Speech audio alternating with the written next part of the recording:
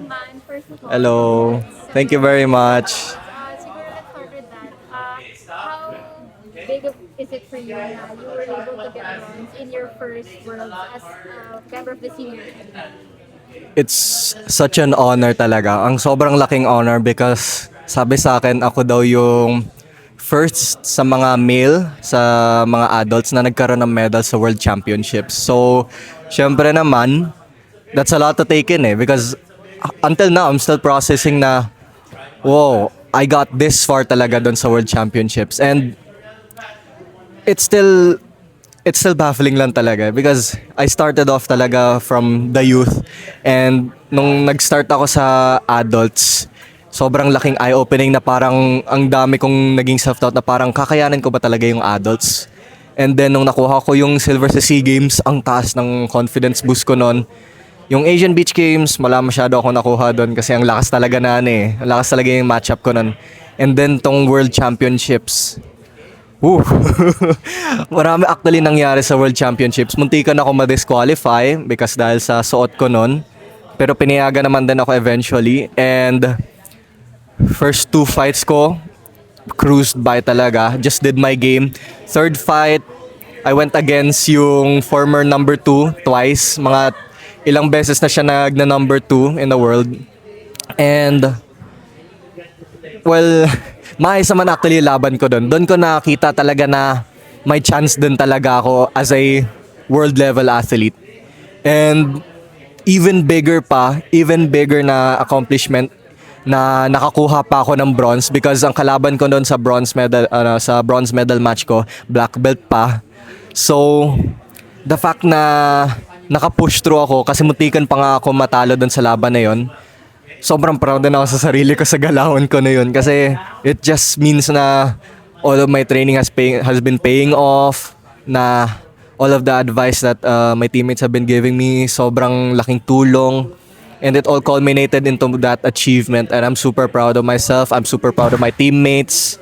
And this coming Asian Games, hopefully mabring ko din yung momentum doon. Ready na yun. Taas na ng confidence ko, ang dami nangyari recently and ayun actually.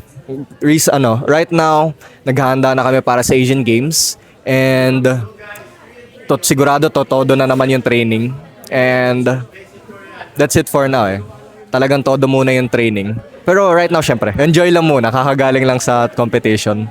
With this high confidence of yours, given yung performance mo sa World, mas may kumpiyansa, kumbaga, na okay, kung SEA Games, syempre I remember you were very, worried, hindi ko pa sure nga, and then tuloy-tuloy, kept competing, and you got the bronze in Worlds. Does that give you a bit more like confidence coming to Asia? And since yun din naman yung mga ibang mga kalaban mo.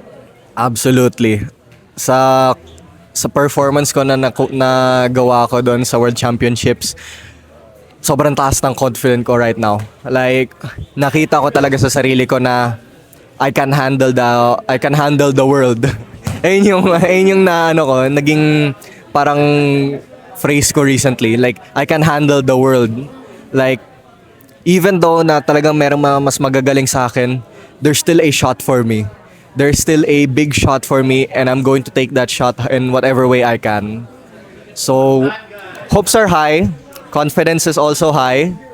And just the only thing I need to do is make sure na magamit ko yung energy na yun para to train my very best so I can be the very best doon sa Asian Games. How different is the Iman then sa Iman now? Ano yung pinaka nagbago sa'yo? Number one, pwede ko sabihin maturity. Because again, medyo rookie talaga ako nun eh. Rookie ako last year sa adults. And yung mga kalaban ko talaga nun, next level talaga. So I was still adjusting nun as a kid, as a teenager. Pero now na nandito na ako sa adults, I'm still maturing definitely. Pero I think I've matured enough to the point that I can definitely be up there with the other seniors doon sa division ko. There's a good chance for me talaga against the best of the best.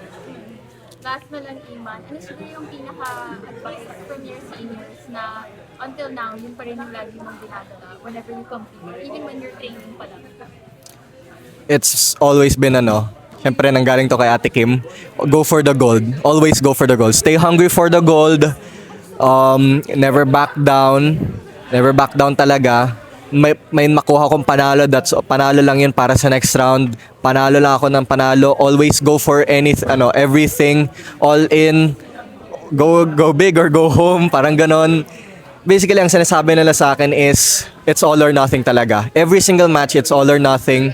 It's either manalo ako, matalo ako, and even if matalo ako the first time, lalaban pa rin ako to the very best. And whatever happens, happens. But always go for the gold talaga tayo. And very quickly, ano yung feeling for you na ulit sa Philippine team from SEA Games, tapos tuloy-tuloy ka na senior team lagi? Is it something na nakita mo or ito talaga yung dream mo? Yes, actually. From the youth pa nga lang, ina-expect ko na talaga na either way mapupunta talaga ako sa adults eh. And now that I'm here, nandito na ako sa lineup kasama sa mga teammates ko. It's a big honor talaga. And I really cherish everyone kasi nagkaroon ako talaga ng mga bonds sa mga tao dito. And overall, I'm really happy with the team. And I'm very happy na sila yung naging team ko dito sa Philippine National Team.